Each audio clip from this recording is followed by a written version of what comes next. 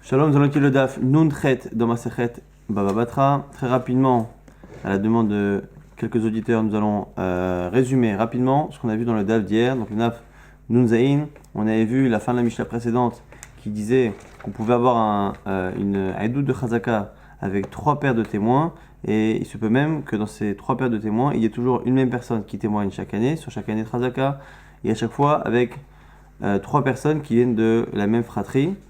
Et ici, il n'y a pas de problème puisque finalement, les frères, quand on additionne toutes leurs haïdoutes, elles ne composent que 50% finalement de la haïdoute, qu'à chaque fois, il y a un étranger avec eux. Par contre, dans le cas où on a un document que l'on veut valider et qu'il y a une personne qui valide sa signature après coup, et sur l'autre signature, la personne est décédée, et donc on va venir 2 personnes étrangères pour reconnaître la signature, et parmi un des deux, il y a un frère de celui qui a signé, de l'autre signature, à ce moment-là, il y a un problème parce qu'on a le 3/4 de la haïdoute et de l'argent qui provient justement d'une fratrie. Là, c'est un problème. On a vu après dans la Mishnah qu'on avait certaines utilisations qui permettaient de faire chazaka et d'autres non. On avait dit, mais des animaux petits, grands ou des fours, ou des objets de ce type, il n'y a pas de chazaka. Par contre, mettre des mechitsot ou surélever ou creuser pour mettre des déchets, il y avait justement Chazaka. La Gemara s'est posé la question comment c'était possible d'imaginer que dans certains cas oui, certains cas non. Parce qu'a priori, dans les deux cas, une personne ne laisse pas quelqu'un mettre ses animaux ou son four. On avait donné 3 types de réponses. Soit on parle de la cour qui est derrière une maison. C'est une cour dans laquelle on tolère certaines choses. Donc on tolère qu'on laisse certains objets, mais on ne tolère pas que l'on mette des murs dans la cour. Soit on parle d'une cour qui est en face de la maison, mais qui est une cour qui appartient à 2 personnes en association. Et soit on ne sait pas exactement si la personne est makpid ou pas, et donc dans le doute on dit qu'il n'y a pas de Chazaka. Soit on sait que les gens ne sont pas makpid, et la kusha qu'on avait rapportée par rapport à Nedarim, qui montrait que dans Nedarim, quand quelqu'un faisait un Neder par rapport à son associé, il pouvait lui interdire de poser ses objets, c'était parce que là-bas c'est l'avis de Rabbi Eliezer qui pense que dans Nedarim, même ce qui en général est toléré, lorsqu'on fait un Neder, on ne le tolère plus, et donc du coup, le Neder s'étend même aux choses sur lesquelles habituellement on est mévater, et que l'on tolère. On avait vu que parmi les choses qu'on ne pouvait pas interdire à son associé de faire, même lorsque l'on achetait ensemble une cour, c'était le fait de faire la lessive. Pourquoi ? Parce que la lessive permettait aux femmes de faire ces actions de lessive qui en général les contraignaient à se dénuder en partie. Ça leur permettait de le faire de manière pudique et non pas au fleuve, aux yeux de tous. Et au passage, on a rapporté des psukim par rapport à celui qui fait attention de ne pas regarder. On a vu que lorsque quelqu'un va dans un chemin où il y a des femmes qui ne sont pas habillées, même s'il ferme les yeux, c'est pas bien, il est déjà rachat. Celui qui par contre n'a pas le choix de passer par là-bas et qu'il voit, il n'est pas rachat, même s'il a vu, il est anos. Par contre, s'il veut être sadique, racide, il faudrait qu'il ferme les yeux, c'est ce que nous dit le pasuk lorsqu'il dit Verotsemaenav, mais Rodbera, il ferme ses yeux pour ne pas voir le mal. Au passage, on avait décrit comment devait se comporter un Talmid Chacham, son habit, comment il devait être. On a dit c'est un habit qui ne permet pas de voir sa chair. On a vu que l'habit, le talit, c'est un habit supérieur, mais un habit vraiment pour les gens importants, pour les Talmid Chachamim. Il fallait que ce talit-là recouvre intégralement l'habit intérieur, pour pas justement montrer ses sous-vêtements. Après, on a vu la table du Talmid Chacham, comment elle était faite, de telle sorte à ce qu'elle soit propre, qu'on ne salisse pas la nappe. Et au passage, la Gemara va enchaîner, on est à la fin du Daf Nunzaïn. Veshem al Hamaretz, par contre, la table du Hamaretz, l'imdura ugderot makifotota. C'est des torches et des marmites qui l'entourent. En fait, le Talmid Chacham, on a vu que sa table était bien et il ne mettait que des carottes, que des assiettes et non pas des gderot, pas des marmites, parce qu'à l'époque, les marmites c'était des sortes de chaudrons et c'était pas kavod de les apporter à la table, un peu comme ce qu'on dit dans la souka, on évite d'apporter ce genre de choses dans la souka. Et ici, on nous dit que le Hamaret, celui qui n'a pas justement cette rorma, il fait pas attention, il ramène des chaudrons, des grosses marmites, et c'est comme si le feu était presque à la table, tellement il apporte les marmites de manière chaude. Et maintenant, Mita Shel Talmid Chacham, maintenant le lit d'un Talmid Chacham, Ketsan, Kol Shen Tarta El Sandalim, Bimot Achama ou Minalim, Bimot Akshamim. C'est un lit sous lequel il n'y a que finalement des chaussures, alors chaussures d'été, chaussures d'hiver, en dessous, rien de plus. Et chez Al-Hamaretz, par contre, le Hamaretz, Domal Otsar Baloum, c'est la caverne d'Ali Baba, c'est un grenier dans lequel il met plein de choses. À l'époque, les lits c'était simplement un sommier sur lequel on mettait des cordes souvent, avant de mettre le matelas.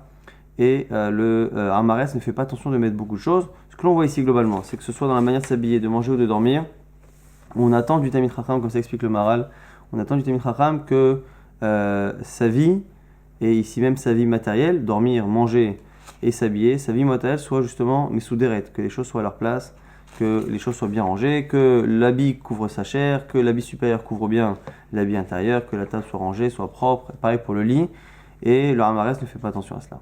Rabbi Bena'a, Avaka Metzayen, Ma'arta, alors on avait cité dans le daf précédent Rabbi Bena'a qui répondait à Rabbi Yochanan, donc du coup on va rapporter quelques agadot à son propos. Rabbi Bena'a, Avaka Metzayen, Ma'arta, une de ses occupations était de déterminer là où il y avait des corps qui avaient été enterrés pour éviter justement que les gens passent dessus et puissent devenir impurs. Kimata les Ma'arta de Abraham. Et là, on nous dit qu'il est arrivé dans la Me'ara de Abraham Avinu. Alors, selon beaucoup, la majorité des commentaires ici, on est soit dans un rêve, soit dans une agada, on n'est pas forcément quelque chose qui s'est passé factuellement, comme ça le dit le Ben Yogada et Sharet Shuvah, plein de commentaires. Parce que là, il arrive chez Abraham Avinu, Ashkachel Eliezer Eved Abraham. Il est tombé sur le serviteur d'Abraham qui est Eliezer. Des Kaïkame Baba qui était devant la porte. Amalé lui dit, Maïka Avid Abraham, que fait Abraham en ce moment? Amalé lui dit, Gade Bekanfa de Sarah, Bekam Ayana le Bereché.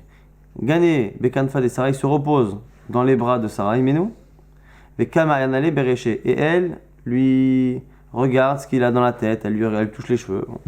Amalé Zil Malé Bena'a Kaya Baba. Va dire, donc il demande à Eliezer de dire à Abraham que lui-même, donc Rabbi Bena'a, est à la porte et il attend pour rentrer. Amalé lui dit Li'oul. Alors Abraham dit qu'il monte, et pourtant il était dans les bras avec Sarah Imenu. Pourquoi c'est pas un problème ici de faire venir quelqu'un alors qu'il est dans les bras de sa femme? Mida Yedia, car il sait très bien des Yetzer Be'aya Alma Aleka, qu'il n'y a pas de Yetzerara dans ce monti. Ayel Ayen Benafak. Il est monté dans la grotte et il est rentré et il a pu justement déterminer, en fait il avait besoin de rentrer à l'intérieur de la grotte pour connaître les dimensions, pour pouvoir après, au-dessus, déterminer justement la surface sur laquelle les Kohanim ne doivent pas passer. Kimata le Marta de Adam Arishon, lorsqu'il est parti dans la Mera de Adam Arishon, il y a une voix qui a dit Nistakata Bidmud de Ikoni, tu as vu une image qui me ressemble, c'est celle de Yaakov Avinu qui ressemble à celle de Adam Arishon, Bidiyukoni Atzma Atistakel, mais tu ne peux pas regarder ma face. Donc il ne pouvait pas regarder directement en face Adam Arishon. Alors réponse de Rabbi Bena'a, mais moi je dois déterminer la surface de la Mehara. Alors la voix lui a répondu Kimidat Achitzona, Kar Midat Apenimit. L'extérieur, la grotte extérieure est comme la grotte intérieure. Et là, ici, la Gemara va rapporter un deuxième avis qu'on a vu dans Masechet Eruvin. Est-ce que Me'arat HaMarpela, on a dit que Me'arat HaMarpela, c'est plusieurs grottes dans lesquelles sont enterrés Abraham, Yitzhak, Yaakov et leurs femmes et Adam Arishon. Est-ce que ce sont des grottes qui s'enchaînent l'une derrière l'autre ou c'est l'une au-dessus de l'autre? Et donc, du coup, en fonction des deux avis qu'on a dans Eruvin, ici, la voix a dit que soit celle qui est extérieure, là où il y a Abraham Avinu, il a déjà vu Abraham Avinu, elle a la même superficie que celle qui est à l'intérieur où il y a Adam Arishon, soit c'est de haut en bas, et donc il lui aurait dit, vous m'avez Amar, Shnevatim Zolemar, la mise de celui qui dit que c'est deux étages l'un sur l'autre, Kimidat Ayona, Karmidat Tartona, comme la surface de celle qui est en haut, celle de Abraham Avinu, et la vôtre, celle qui est en dessous de Adam Arishon, est la même. Amar Rabbi Bena'a nous dit que Nistakalti Vishne Akavav, j'ai regardé ces deux talons d'Adam Arishon, Vedomim Lishne Galgale Hama, et ils ressemblent à deux soleils. Bon, alors on va ici rapidement donner quelques lectures sur ce passage-là. Donc évidemment qu'il n'a pas réellement parlé à Eliezer, pas réellement parlé à Abraham Avinu. Abraham Avinu n'est pas évidemment dans les bras de Sarah Imenu puisque toutes ces personnes-là sont décédées.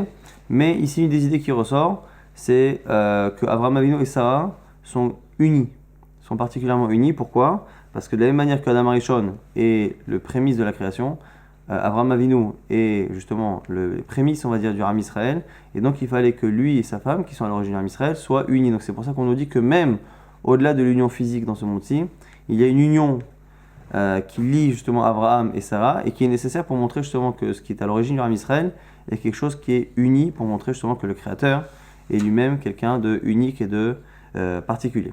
Ça, c'est la première chose. Au passage, on apprend Midaï Di'ad et Yetzer Be'aya Alma Lika, que lorsque on imagine qu'il vient voir Abraham Avinu avec Sarah dans ses bras, il peut le voir, pourtant on n'a pas le droit de voir un homme et une femme ensemble, dans des situations, on va dire, intimes, Il a dit pourquoi il peut? Parce qu'il sait très bien qu'il n'y a pas d'Yetzer Hara dans ce monde-ci. Ce qui veut dire que lorsque la personne voit l'image d'un homme et d'une femme, mais qu'il sait que dans cette image-là, puisqu'ils sont dans un monde dans lequel il n'y a pas d'Yetzer Hara, à ce moment-là, la personne elle-même n'a pas de mauvaise pensée, puisqu'elle sait que la chose qu'elle voit ne relève pas forcément d'un comportement qui est lié à l'attirance qu'il y a entre un homme et une femme. Au passage, on nous parle justement de la beauté et de la drat panim qu'il y avait sur le visage de ces personnes-là. Kol bifne Sarah, kekof bifne Adam.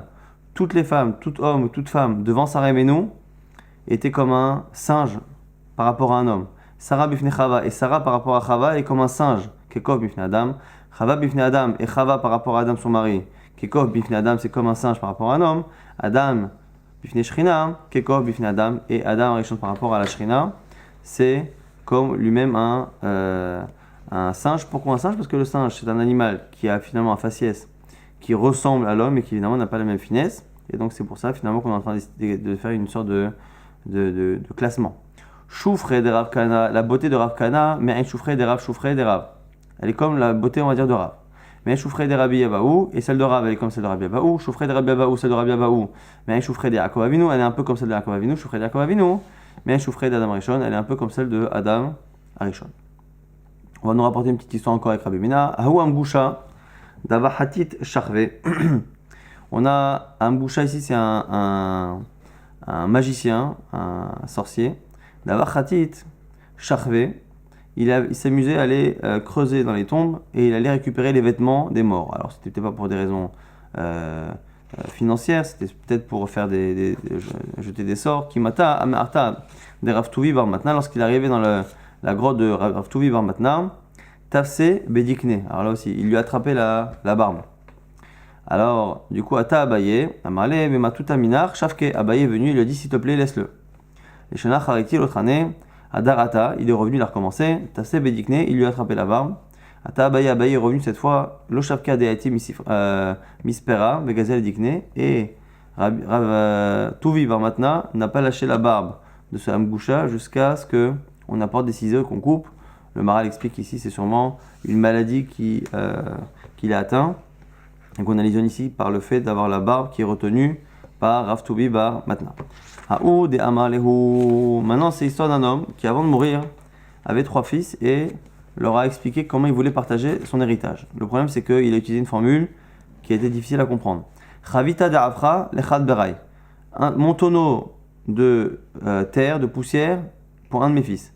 Chavita de Gamé lechad berai. Un tonneau d'ossement pour mon autre fils. Chavita de Udra lechad berai. Et un tonneau de coton pour mon autre fils. Là, personne ne savait ce qu'il avait dit. À tous les camés de Rabbi Bina, on est parti voir Rabbi Bina. Amar il leur a dit, est-ce que vous avez des terrains? Parce que votre père avait des terrains. Amroulé, ils ont dit oui. Itlechu chevata. Est-ce que vous avez des riuta de chevata, donc des animaux? Ils ont dit in. Itlechu bistarke. Est-ce que vous avez des tissus, des couvertures, des choses comme ça? In. Alors, il a dit yachi kikama lechu. C'est ce qu'il a dit exactement, c'est-à-dire que les terrains, c'est ça qu'il a allusionné par le tonneau de sang, de poussière. Les ossements, c'est les animaux. Et tout ce qui est coton, c'est tout ce qui est tissu. Haougavra, Desham Ledvitou, c'est un homme qui a entendu sa femme discuter avec sa fille.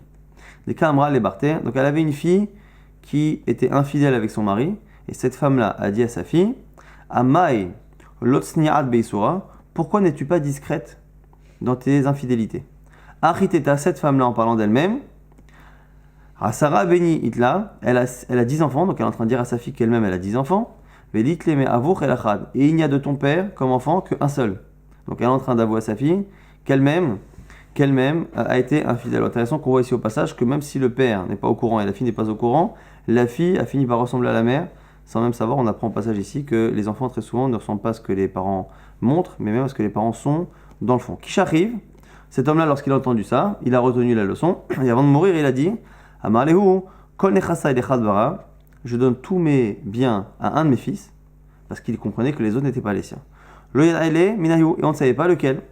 À tous les camés de Rabbi Bena, on est parti au Rabbi Bena. Amalou, il leur a dit Izilu chavotu, kivra d'avuchon, allez frapper sur la tombe de votre père. Adekaeum galelechu, les Heminay Chushavka, jusqu'à ce qu'ils vous répondent et qu'ils vous disent à qui il a dit. Donc répondre a priori en rêve ou quelque chose dans le genre. Mais allez frapper sur sa tombe. Quelle était la kavanah de Rabbi Benaha? De voir qui était Mamzer. Puisqu'on parle du principe que les Mamzerim sont en général Azépanim, Chutzpanim, ils n'ont honte de rien. Il s'est dit il n'y a que les Mamzerim qui oseront aller voir leur père, qui est finalement leur père adoptif, mais tout de même d'aller frapper sur la tombe de quelqu'un qui les a adoptés, qui les a éduqués. Et comme ça, je vais déterminer celui qui ne l'est pas. Et ça a marché. Azlo Kulhu, ils sont tous partis. Aou, Debere, Havalo Hazal. Celui qui était réellement son fils n'est pas parti, il n'a pas osé aller faire un truc pareil. Amalehu, il a dit à ce moment-là, Kulhu Nirse Dehai. Tous les biens du père appartiennent à celui-ci. Évidemment que les 9 autres n'ont pas apprécié. Azlo Achlo, Kurtsa Bemalka. Ils sont partis. Achlo Kurtsa, c'est une expression. Ils ont mangé Kurtsa pour dire qu'ils ont dit du mal. Ils sont partis le critiquer chez le roi. Amré, ils ont dit, Ika Gavra Chad Bidae, il y a un homme chez les Juifs, de Kamapik Mamona Inche Belo Saade ou Belomide, qui prend l'argent des gens sans preuve, sans témoin, sans faire un vrai procès. Atihu Chafshu, donc du coup c'était interdit à l'époque. Donc on tolérait que les Dayanim jugent, mais il fallait qu'il y ait des règles tout de même. Et du coup ils l'ont pris et l'ont mis en prison. Sa femme a cherché une technique, une ruse pour essayer de le sortir. Elle est partie. Azla Devitou, sa femme, la femme de Rabbi Benaha, Amralehu, elle est partie donc au Beddin là-bas. Avda Khadavali, et elle raconte son histoire. Donc elle ne dit pas qu'elle est la femme de Rabbi Benaha, et elle raconte une histoire qui est incompréhensible, de telle sorte à ce que les juges ne sachent pas comment la juger, et du coup fasse appel à Rabbi Benaha, et en voyant sa chorma le libère. Avda Khadavali, j'avais un serviteur. Paskou les réchés, on lui a coupé la tête. Ou pashtou les mashké, et on lui a enlevé sa peau, ve'achlou bisré, et on a mangé sa chair, ve'kamarum be'maya, et après, avec sa peau, on a mis de l'eau, ou mashkoubé le chavria, et on l'a utilisé comme gourde pour faire boire aux gens. Ve'loke aveli deme, ve'lo agré, et on ne m'a ni payé la valeur, ni agré, ni la location, on va dire, du serviteur, ou la chose. Alors, Gemara dit, lo yadae mai kamra leu. Les juges se sont dit, c'est bizarre, c'est pas normal, on comprend pas ce qu'elle dit. Amré, ils ont dit, Naïtul Chakima de Yudaï. C'est une juive, on va demander un Chacham parmi les juifs, peut-être qu'il va comprendre.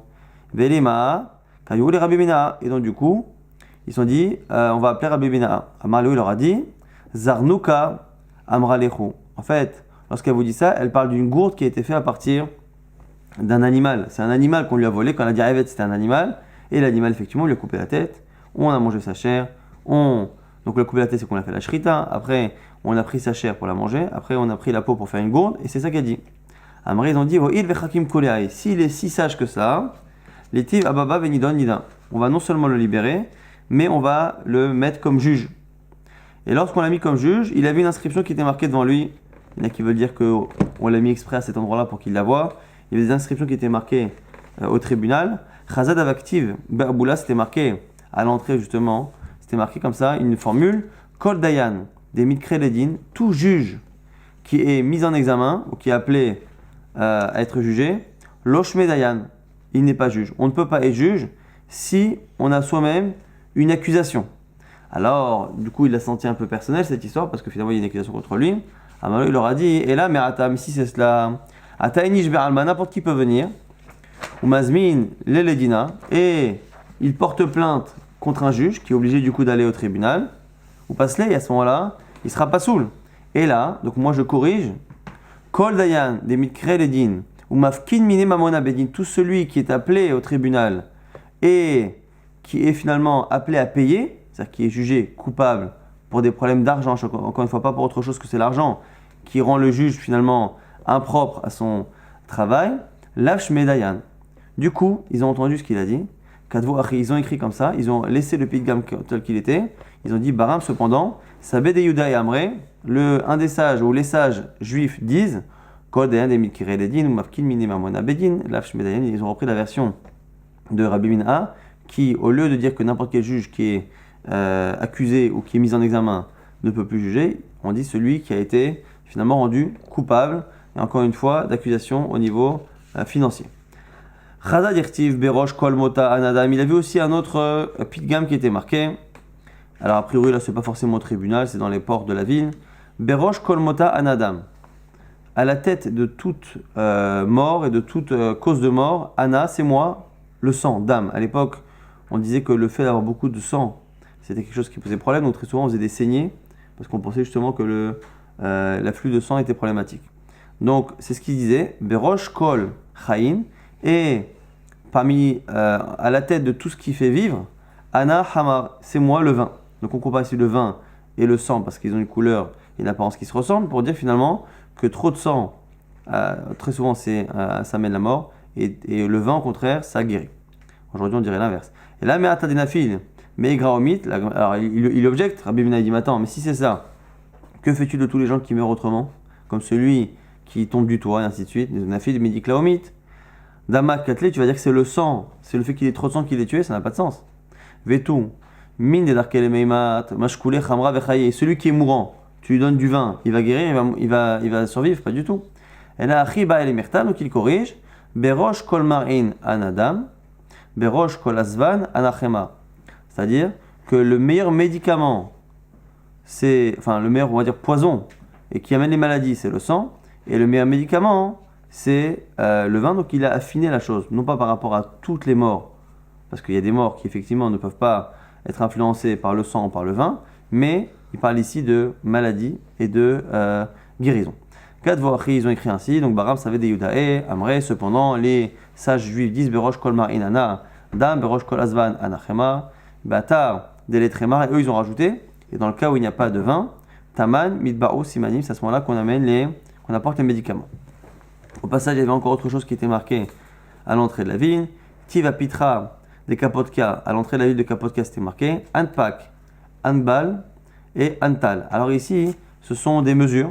Anpak, Anbag et Antal, ce n'est pas des mesures qu'on utilise aujourd'hui, si ce n'est que Antal, qui veut dire que c'est de là qu'on apprend Netilat Yadayim, la notion de Netilat Yadayim. Et ces trois mesures-là, on les a marquées l'une à côté de l'autre pour montrer que ces trois mesures qui étaient utilisées par plusieurs personnes étaient finalement la même. Donc par rapport dans le marché, par exemple, on apprend que finalement c'était les mêmes. Vezeo Antal, et la Gemara dit c'est quoi Antal? Zeo Reveit Shel Torah, c'est le réveil de Torah justement qui est utilisé pour la Netila. Donc Antal, Anbag et Anpag, même si nous on utilise en général que Antal et en général le plus souvent même Reveit, le cas de un log. Nouvelle Mishnah par rapport à la Chazaka. Hamarzev eno Chazaka. Yeshlo, Yeshlemikomo Chazaka. Donc ici on va faire déjà une nuance. Ce qu'on appelle Marzev, c'est une gouttière. Et on va voir ici deux types de gouttières. Une gouttière qui est fixe et une gouttière qui se déplace. La première Marzev se déplace facilement et la seconde est fixe.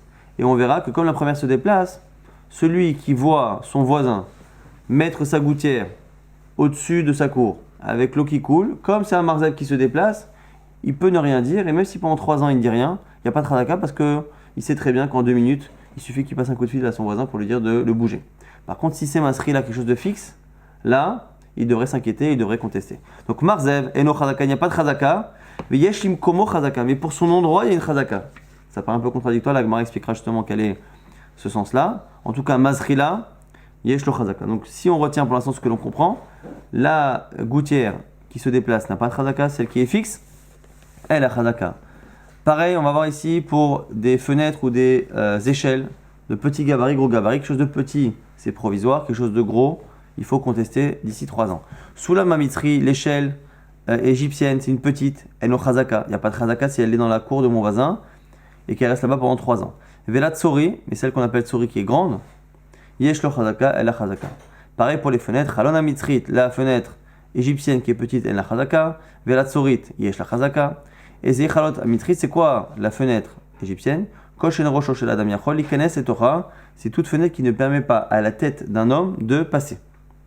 Rabbi Dormer, Imeshla Malben, on nous explique que si cette fenêtre, même petite, elle a ici Malben, c'est un contour fixé comme ça, à ce moment-là, Afalpish En Rosh Adam Yachol, Ikenes et Torah, quelle que soit la superficie, même si on ne peut pas y rentrer la tête, à partir du moment où le contour de la fenêtre montre que c'est une installation qui est fixe, elle a le même statut qu'une fenêtre grande et qui est fixe. Donc encore une fois la logique, ce qui est fixe et qui reste pendant 3 ans, il y a Chazaka, ce qui n'est pas fixe, il n'y a pas de Chazaka. La Gemara essaie de comprendre le début. Maya Marzev eno Chazaka ve'eshlim komo Chazaka. Comment tu peux dire que la gouttière qui est mobile, elle a pas de Chazaka, mais son endroit il y a Chazaka. La Gemara dit Amar Rav Yehuda Amar Shmuel Achika Amar. Comme ça il faut dire. Marzev eno Chazaka, mais Ruach Echad. Il n'y a pas de Chazaka à un endroit. Yeshim komo chazaka, mais il y a une chazaka pour l'endroit, mishter uchot, c'est-à-dire que s'il y a il y a plusieurs endroits où on peut la placer. Ce qu'on est en train de dire ici, c'est qu'il n'y a pas de chazaka, c'est que je ne peux pas contraindre mon voisin de la laisser là où elle est, parce qu'elle est restée 3 ans. Mais par contre, le fait qu'elle ait un endroit, oui. Et donc, mon voisin qui a laissé cette chose-là pendant 3 ans sera contraint de choisir de laisser cette marzev soit cet endroit, soit de l'autre côté. Mais en tout cas, à partir du moment où c'est resté pendant 3 ans, il devra laisser la marzev. Donc, l'endroit où c'est placé lui-même, non, mais à un endroit, oui. Rabbi Chanina Amar, marzev et lo chazaka, chez Maya Aror, Mekatsero. Autre explication. Quand on dit qu'il n'y a pas de chazaka, c'est que si le marzev est long et déborde trop loin dans l'espace aérien, à ce moment-là, il peut le raccourcir, le voisin. Yeshlim komo chazaka, mais par contre, le déplacer, non. Chez Imbal Okro, et non, Okro, il ne peut pas l'enlever. Troisième explication, Rabbi Amiya Baraba Omer, à marzev et lo chazaka, chez Imrotse livnot tartav bonnet, Yeshlim komo chazaka, chez Imbal Okro, et non Okro. Autre explication, c'est que il ne peut pas l'enlever.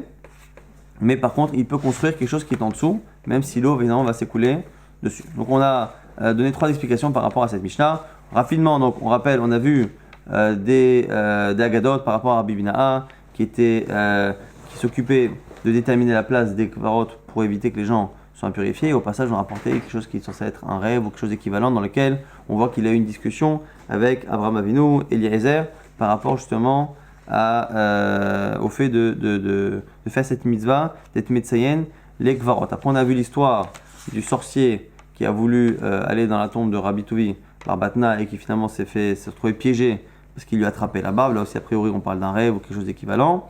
Après, on a vu l'histoire de celui qui avait plusieurs fils et il savait que finalement qu'il n'avait qu'un seul qui était le sien, parce que sa femme avait avoué que tous les autres étaient des enfants d'adultère. Et donc, il avait déshérité tous les fils sauf un pour déterminer qui était vraiment son fils. Rabbi Bina'a leur a demandé d'aller tous frapper sur la tombe du père, et ainsi de suite. Rabbi Bina'a a été finalement accusé de faire des jugements hâtifs, donc il était en prison. Finalement, on l'a sorti de prison et on l'a laissé juger parmi les Babyloniens. Donc il a jugé et il a au passage corrigé certains adages qui étaient marqués sur les portes du tribunal ou sur les portes de la ville.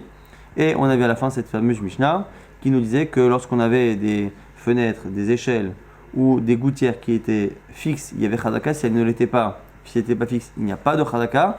Et sur la gouttière qui n'est pas fixe, quand on dit qu'il n'y a pas de chazaka, mais une chazaka pour son endroit, on a cité justement 3 réponses, 3 possibilités. Soit il n'y a pas de chazaka sur l'endroit lui-même, mais la chazaka c'est qu'il y a une chazaka dans le sens où l'autre doit laisser tout de même un endroit où il laisse une gouttière, peut-être pas au même endroit mais ailleurs. Soit il y en a qui disent qu'il peut le raccourcir, mais il ne peut pas l'enlever. Soit il y en a qui disent qu'il peut construire en dessous, mais qu'il ne peut pas l'enlever. Quoi qu'il arrive, il y a plus ou moins chazaka sans que ce soit une chazaka totale, parce que c'est un marzev. Par contre, si c'est masrila, quelque chose qui est fixe, la chazaka ici est totale au bout de 3 ans.